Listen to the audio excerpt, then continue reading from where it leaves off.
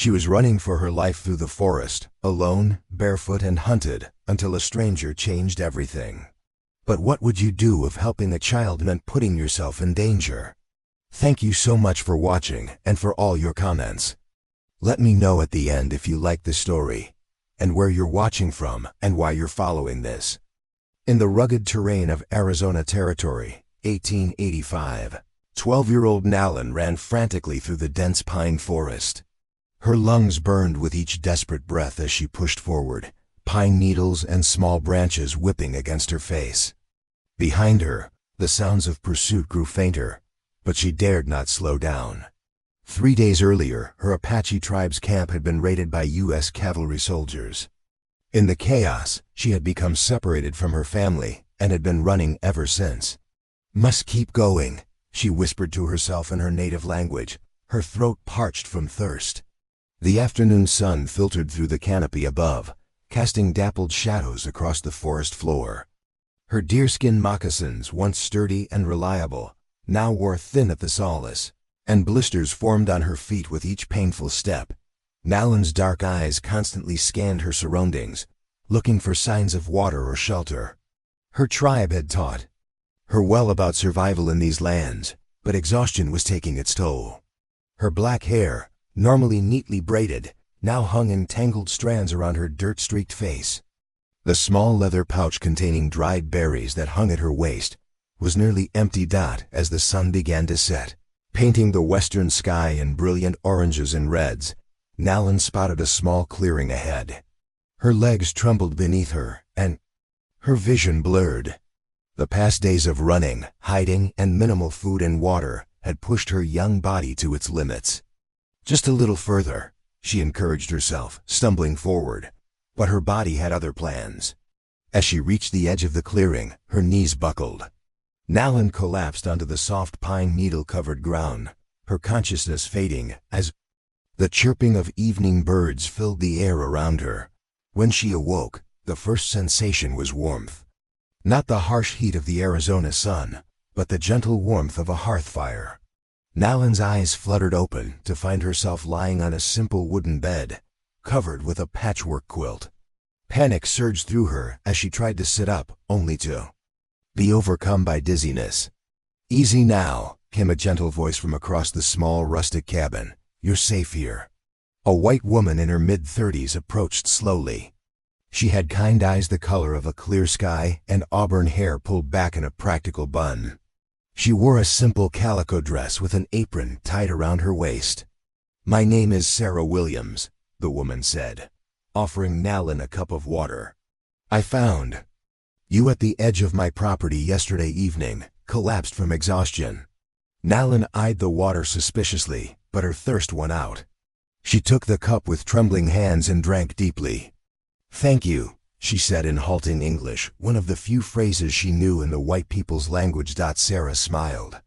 "You're welcome. What's your name?" "Nalin," she replied softly, her dark eyes scanning the cabin for possible escape routes. It was a single-room structure with a stone fireplace, a wooden table with 2 chairs, shelves lined with books and jars, and the bed where she now sat. A door and 2 windows provided the only exits. "That's a beautiful name," Sarah said, moving back to a pot simmering over the fire. "Are you hungry?" As if in response, Nalin's stomach growled loudly. Despite her wariness, the aroma of stew cooking made her mouth water. "Yes," she admitted, carefully swinging her legs over the side of the bed. She noticed her feet had been bandaged, and she wore a large cotton nightgown that wasn't her own. "Your clothes are drying by the fire," Sarah explained, noticing Nalin's confusion. "They were soaked with sweat and needed washing. I hope you don't mind the nightgown. It was mine when I was younger." Nalin nodded hesitantly, trying to make sense of this white woman's kindness. The cavalry had attacked her people without mercy. Yet this woman had taken her in and cared for her. Sarah ladled thick stew into a wooden broth, it to Nalin with a spoon and a slice of bread. "Careful, it's hot," she warned.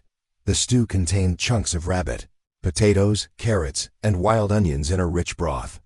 Nalin ate slowly at first, then with increasing hunger as her body demanded nourishment. "Where is your family?" Sarah asked, gently when Nalin had nearly finished her meal. Tears welled in Nalin's eyes. Soldiers came, everyone running. Don't know where family is now. Sarah's face softened with understanding and sorrow. I'm so sorry, Nalin. The way the government treats your people is shameful. Nalin looked up in surprise, not expecting such words from a white woman. My husband Thomas felt the same way, Sarah continued, her voice growing quieter. He believed in treating all people with dignity and respect. He's been gone 2 years now. Influenza took him. As night fell outside, the small cabin grew darker, illuminated only by the flickering firelight and a single oil lamp on the table. Sarah added another log to the fire. You can stay here as long as you need, she offered. No one will harm you. Under my roof, I promise you that. Nalin didn't fully understand all of Sarah's words, but she recognized the sincerity in her voice. For the first time in days, she allowed herself to relax slightly. Sleep now, Sarah suggested, gently helping Nalin back under the quilt. We'll talk more tomorrow. As exhaustion claimed her once more, Nalin's last conscious thought was of her family, wondering if they were safe, if they were looking for her, and if she would ever see them again. The soft crackling of the fire lulled her into a deep healing sleep while Sarah watched over her, a look of protective determination settling over her features. Morning sunlight streamed through the cabin windows as Nalin opened her eyes. For a moment, disorientation gripped her until memories of the previous day rushed back. She was in the white woman's cabin, Sarah's cabin. The smell of cornbread and coffee filled the small space, and Nalin could hear the gentle clatter of cookware. Good morning, Sarah said, noticing the girl was awake. How are you feeling today? Nalin sat up cautiously. The dizziness from yesterday had subsided, though. Her muscles still ached from her days of running. Better, she replied simply, her voice still cautious. Despite Sarah's kindness, years of conflict between her people and the white settlers had taught Nalin to remain wary. I've laid your clothes out. Sarah gestured to the foot of the bed where Nalin's deerskin dress and moccasins sat, clean and mended. And there's breakfast when you're ready. Nalin changed quickly while Sarah busied herself at the hearth, giving the girl privacy. The familiar feel of her own clothing brought comfort, though she noticed several neat stitches where Sarah had repaired tears. At the table, Sarah served a simple breakfast of cornbread, honey, and a small portion of dried venison. She poured herself coffee and offered Nalin a cup of milk from the small cow she kept. My homestead isn't much, Sarah explained as they ate, but it's mine. After Thomas died, many folks in town thought I should sell and move back east to my sisters, but this land was our dream. Nalin listened silently, understanding more English than she could speak. She glanced around the cabin with new eyes, noting the small touches that made it a home-pressed wildflowers in a frame, a hand-carved wooden horse on the mantel, books stacked neatly on a shelf. Today I need to tend the garden and check my snares, Sarah continued. You're welcome to rest here, but you might also come with me if you're feeling up to it. I come, Nalin decided, finishing her milk. The idea of staying cooped up in the cabin all day didn't appeal to her. Outside, the morning air was crisp and clean. Sarah's homestead consisted of the small cabin, a vegetable garden, a chicken coop with 6 hens pecking contentedly, a humble barn where the cow and a mule were housed, and about an acre of cleared land surrounded by pine forest on 3 sides. A small creek bubbled along the eastern edge of the property. My nearest neighbor is 2 miles that way, Sarah pointed west. Town's about 5 miles south. We're fairly isolated here, which suits me fine. Nalin nodded in understanding. Isolation meant safety, fewer white people to notice an Apache girl. In the garden, Sarah handed Nalin a small basket. Can you help me harvest some beans and squash? Nalin nodded and set to work. The familiar task reminded her of helping her mother in their own gardens, and a wave of homesickness washed over her. Where was her family now? Were they searching for her? Had they survived the raid? You're good at that, Sarah observed, watching Nalin's efficient movements. Your family taught you well. My mother, Nalin replied softly, then added with care. She say plants give life, must respect. Sarah smiled. Your mother sounds wise. My mother taught me gardening too, back in Pennsylvania. I never thought I'd end up homesteading in Arizona. Territory, but life takes unexpected turns. As they worked side by side in the garden, Nalin gradually became more comfortable with Sarah's presence. When they finished harvesting, Sarah led the way to check her snares in the woods. Thomas taught. Amita set these, she explained as they walked along a narrow game trail. Never thought I'd need such skills, but here we are. The first 2 snares were empty, but the third held a plump rabbit. Sarah quickly and humanely dispatched it, murmuring a quiet thank you to the animal for its sacrifice. Nalin watched with approval. Her people always honored the animals that gave their lives to feed the tribe. You give thanks, she observed. Sarah nodded, carefully storing the rabbit in her bag. All life deserves respect, even when it must be taken to sustain our own. As they headed back toward the cabin, Nalin suddenly froze. In the distance, she could hear the unmistakable sound of horses approaching. Someone comes, she whispered urgently, fear flooding her eyes. Sarah listened, then nodded grimly. Quick, into the root cellar, she directed, hurrying Nalin around. To the back of the cabin, where a small slanted door led underground. Stay quiet until I come for you. Nalin descended the narrow steps into the cool, earthy darkness of the root cellar. Sarah closed the door above her, and Nalin heard the sound of a heavy object being dragged over it. Concealment, in the dim light filtering through cracks in the wooden door. Nalin could make out shelves of preserved foods, jars of vegetables, dried herbs hanging from the ceiling, potatoes and other root vegetables in bins. She crouched in the farthest corner, heart pounding, and listened. Above, she could hear muffled voices, men's voices, and Sarah's calm responses. Though she couldn't make out the words clearly, the tone seemed conversational rather than threatening. Still, Nalin remained tense, ready to flee if discovered. Minutes stretched into what felt like hours as the conversation continued. Finally, she heard the sound of horses departing, followed by footsteps approaching the root cellar. The heavy object scraped aside, and the door opened to reveal Sarah's relieved face. It's safe now, she said, helping Nalin climb out. Just some men from town delivering a notice about a community meeting. They didn't stay long. Nalin exhaled shakily. They look for Apache? Sarah hesitated, then nodded. There was some talk about patrols searching for hostiles who escaped during the raid on your camp. But they have no reason to search here. I've always kept to myself, and they respect that. As they entered the cabin, Sarah began preparing the rabbit for stew. Nalin silently helped, cleaning the vegetables they had harvested earlier. Nalin, Sarah said carefully as they worked, I need to ask you something important. Do you want to try to find your people? I could help you, though. It would be dangerous. The question struck Nalin like a physical blow. Of course she wanted to find her family, they were everything to her. But the reality of their situation was harsh. The soldiers would be watching for any Apache attempting to regroup. And even if she found her people, would she be leading danger to them? Not know, she admitted, her voice small and uncertain. Want family, but soldiers everywhere now. Sarah nodded in understanding.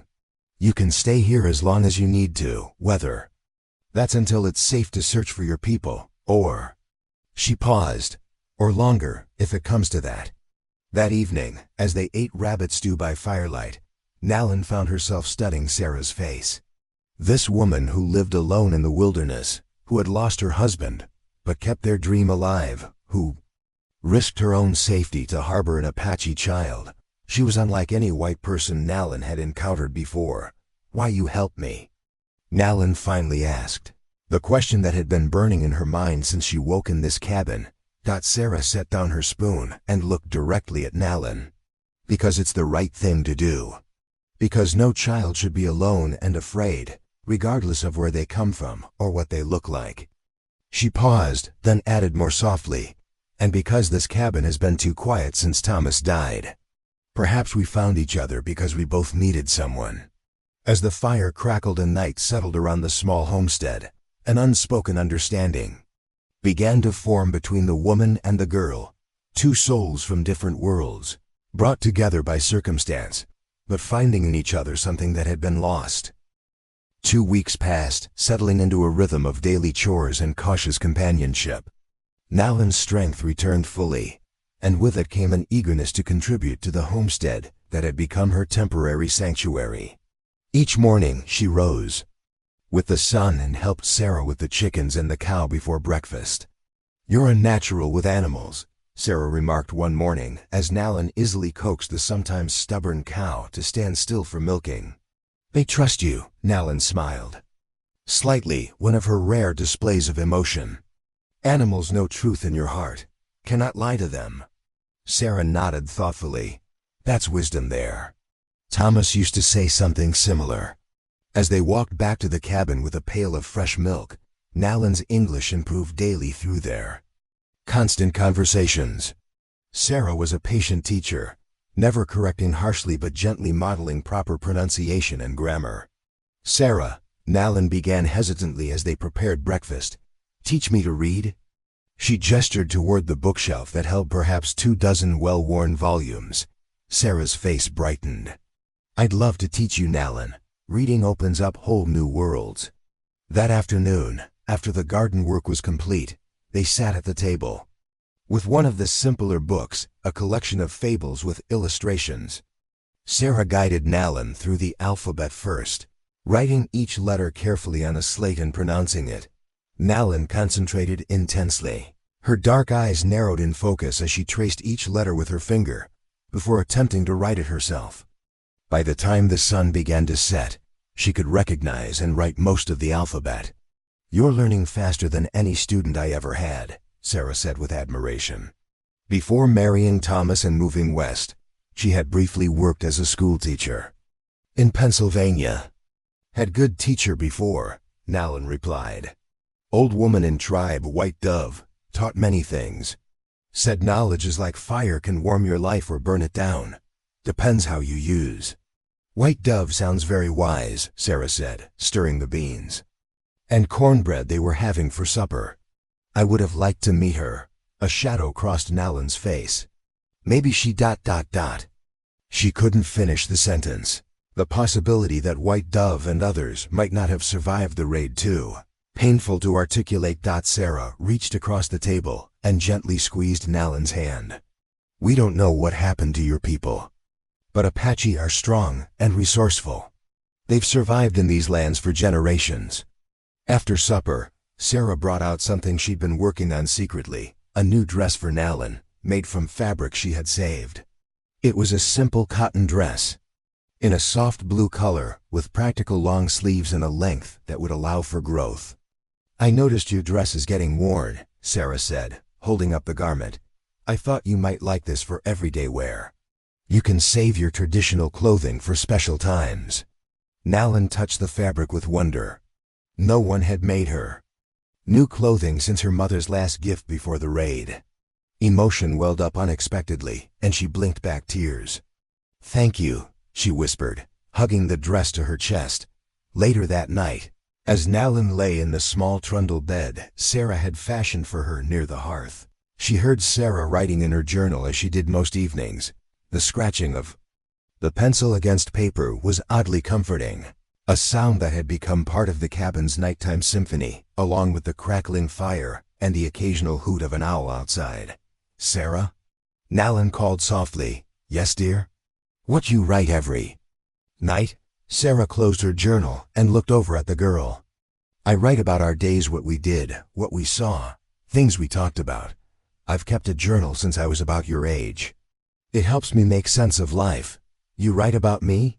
"Yes," Sarah admitted with a gentle smile. "I write about this brave Apache girl who came into my life and reminded me what it means to have family again." Family, the word hung in the air between them, full of meaning and possibility. Nalan hadn't allowed herself to think of Sarah as family. It felt somehow disloyal to her blood relations who might still be searching for her. And yet, with each passing day, the bond between them grew stronger. The following morning brought Rain a gentle, persistent shower that made outdoor work impossible. Instead, they focused on indoor tasks.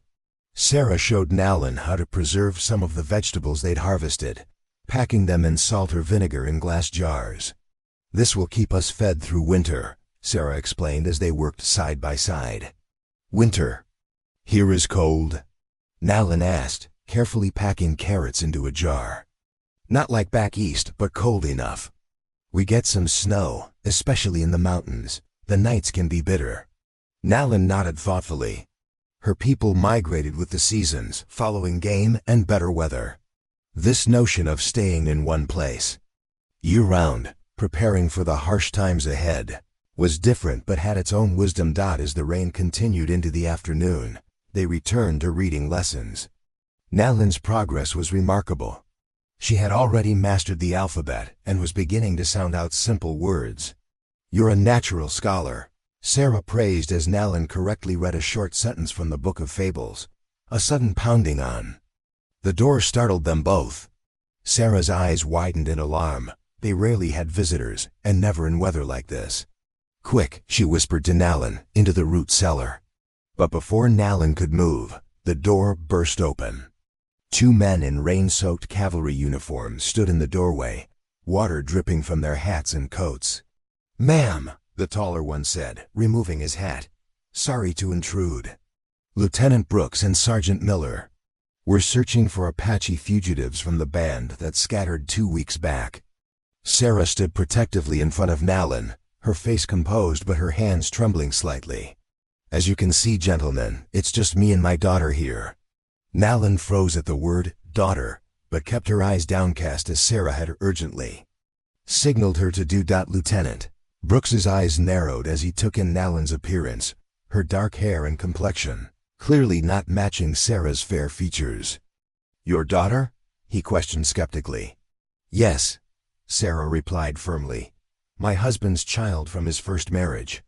He was a trader who worked with tribes further south before we met.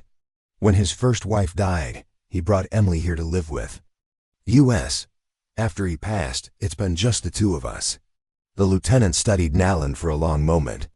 "She doesn't look like her mother was Mexican," Sarah interrupted smoothly. "Now is there something specific you need, Lieutenant?" "We were in the middle of our lessons." The sergeant, a younger man with kind eyes, touched his superior's arm. "Sir, we should continue our patrol, Mrs. Williams," Sarah supplied. "Mrs. Williams and her daughter clearly aren't harboring anyone. And the rain's getting worse." Lieutenant Brooks continued to study Nalin suspiciously, but finally nodded. "Very well.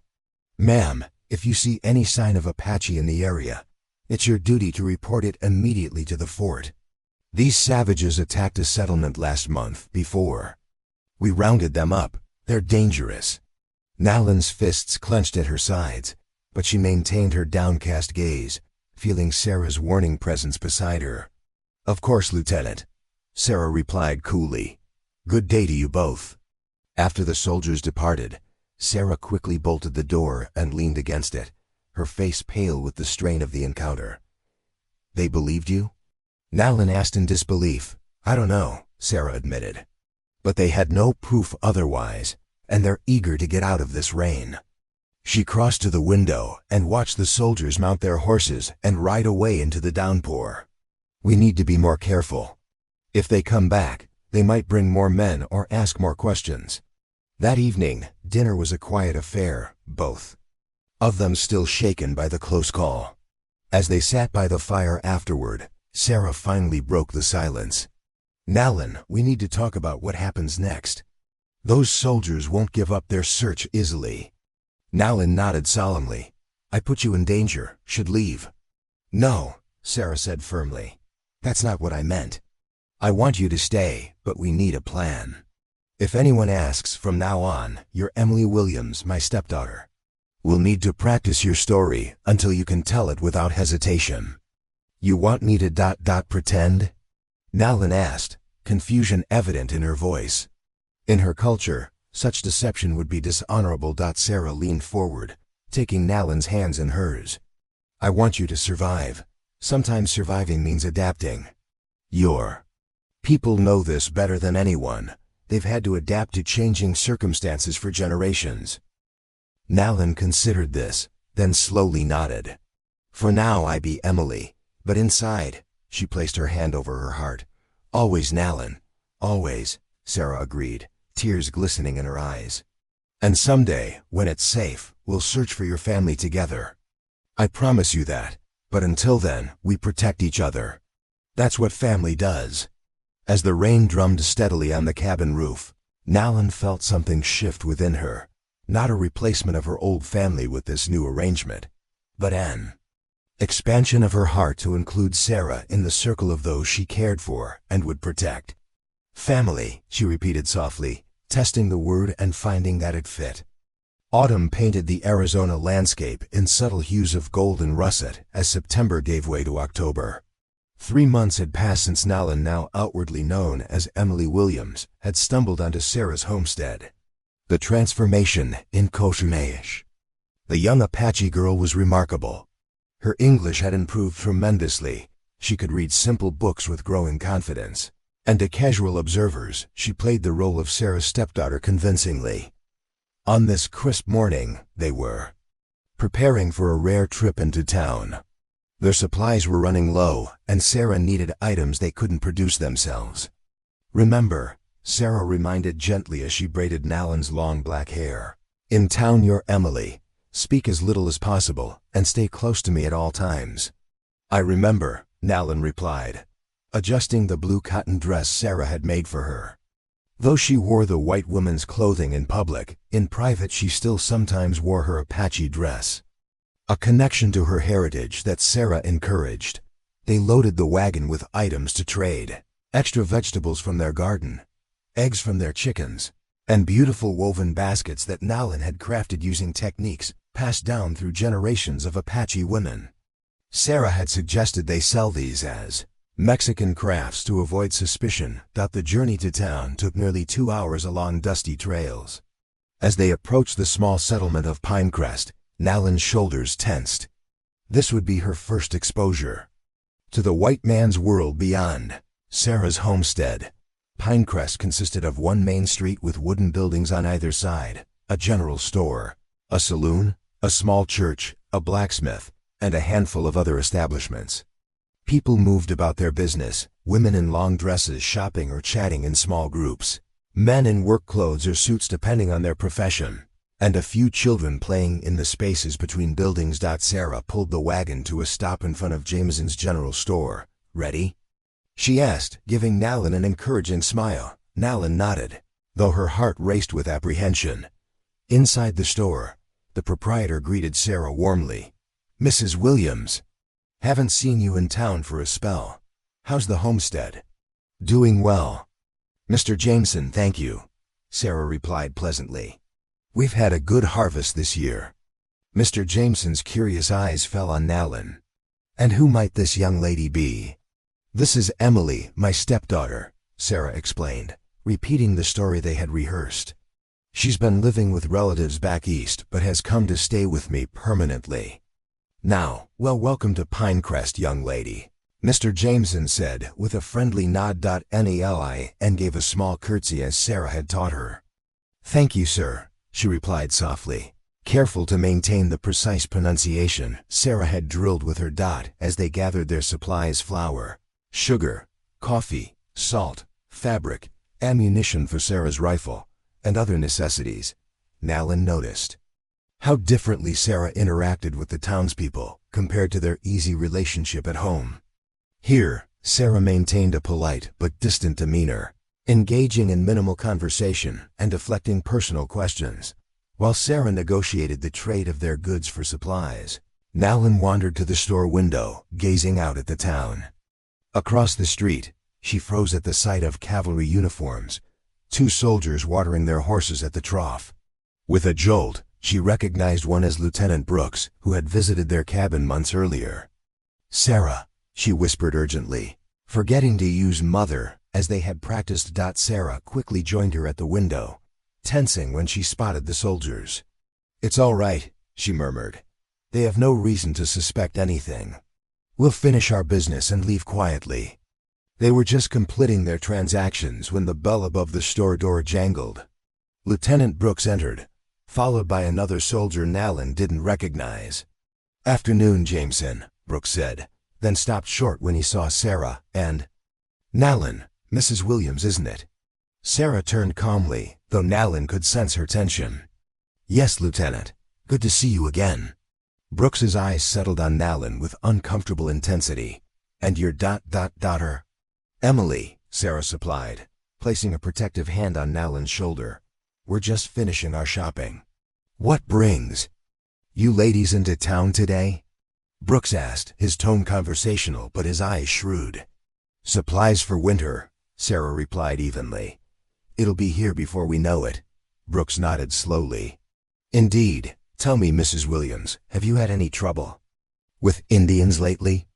There are reports of Apache moving through this region again." Nalin kept her eyes downcast, fighting to control her breathing. "None at all," Sarah answered. "We've been quite peaceful out our way." "Glad to hear it," Brooks said, though his expression suggested he wasn't entirely convinced. "The territory governor has authorized increased patrols after what happened at Willow Creek last week." "Willow Creek?" Sarah asked, unable to hide her concern. Double quotes, "Yes, ma'am. A small Apache raiding party attacked a ranch there. Stole horses and supplies." Brooks watched Nalin's face carefully as he spoke. "Strange thing is, they didn't harm the settlers, just took what they needed and left a bundle of herbs behind. Almost like payment." Nalin's heart leapt in her chest. This sounded like her people taking what was necessary to survive, but adhering to their own code of honor.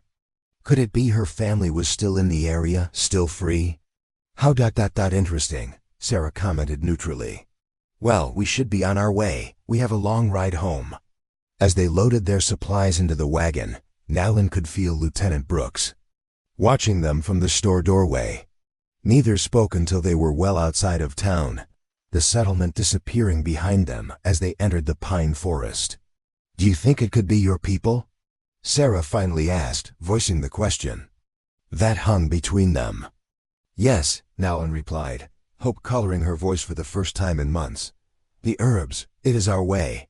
Take only what needed, leave medicine in return. Show respect." Sarah nodded thoughtfully, guiding the wagon around a bend in the trail. "Willow Creek is about 20 miles west of us. If your people are in that area, they might be trying to make their way to the mountains before winter." They rode in contemplative silence for several miles, each lost in her own thoughts. The implications of this news were significant. Nalin's family might be alive and relatively nearby, but the increased military patrols meant greater danger for everyone. When they were about halfway home, Sarah suddenly pulled the wagon to a stop, her body tense as she peered ahead. "What is it?" Nalin asked, following her gaze. "Riders coming this way," Sarah said quietly. "Get down and cover yourself with that blanket, quickly." Nalin slid from the seat to the wagon bed, pulling a rough woolen blanket over herself and lying still among their supplies. Through a small gap, she could see 3 horsemen approaching. Her heart sank as she recognized the cavalry uniforms, Lieutenant Brooks, and 2 other soldiers. "Mrs. Williams," Brooks called as they drew near. "Fancy meeting you again so soon." "Lieutenant," Sarah acknowledged, her voice steady despite the circumstances. "Is something wrong?" Brooks circled his horse around the wagon, his eyes scanning its contents. "Just routine patrol, ma'am." "Where's your daughter?" "I sent her ahead on foot when we saw a patch of blackberries just off the trail," Sarah improvised smoothly. "She's got quite the sweet tooth. I told her I'd catch up after I rested the mule for a few minutes." Brooks nodded, though suspicion remained evident in his expression. "Mind if we take a look in your wagon, ma'am?" "Just a formality. We're checking all travelers in the area." "Be my guest," Sarah replied, though Nalin could hear the slight tremor in her voice. One of the soldiers dismounted and began casually shifting items in the wagon. Nalin held her breath, lying perfectly still beneath the blanket as heavy boots moved just inches from her head. "What's under here?" the soldier asked, his hand reaching for the edge of the blanket. "Just some extra quilts and winter clothing," Sarah answered quickly. I'm preparing for the cold months ahead. The soldier's hand paused, then withdrew as Lieutenant Brooks called out, "That's enough, Collins. We're wasting daylight." "Yes, sir," the soldier replied, remounting his horse.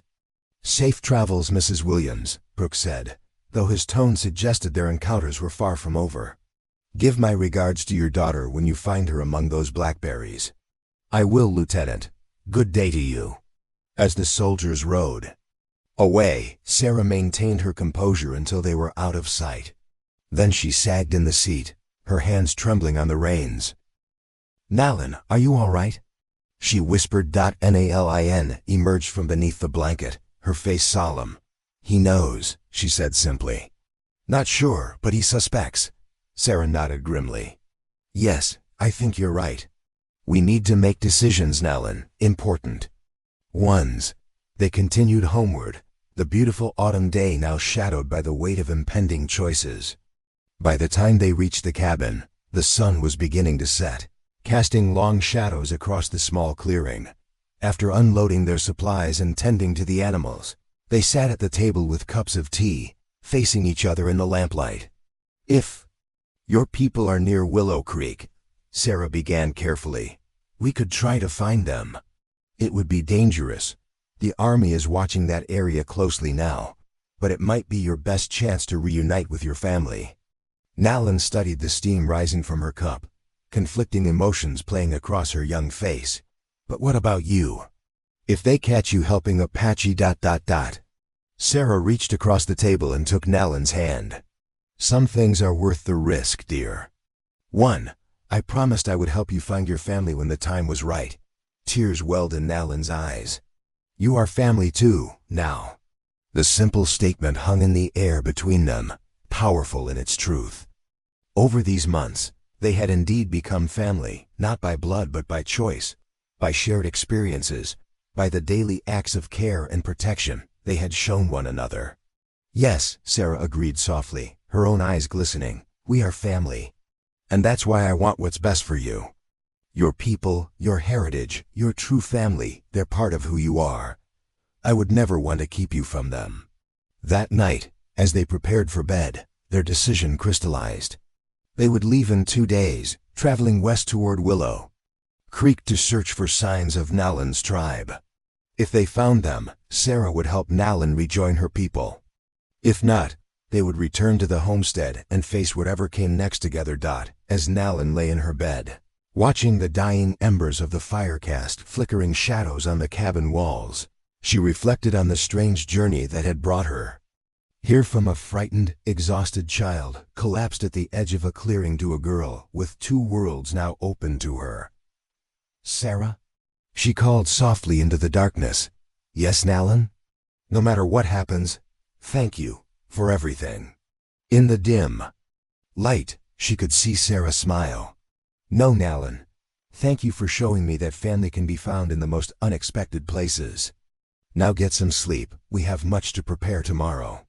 As sleep claimed her, Nalin's last thoughts were not of fear or uncertainty, but of gratitude for the woman who had saved her life and opened her heart, for the hope of reuniting with her people, and for the knowledge that whatever path lay ahead, she would face it stronger because of the bond she had formed in this small cabin in the Arizona wilderness.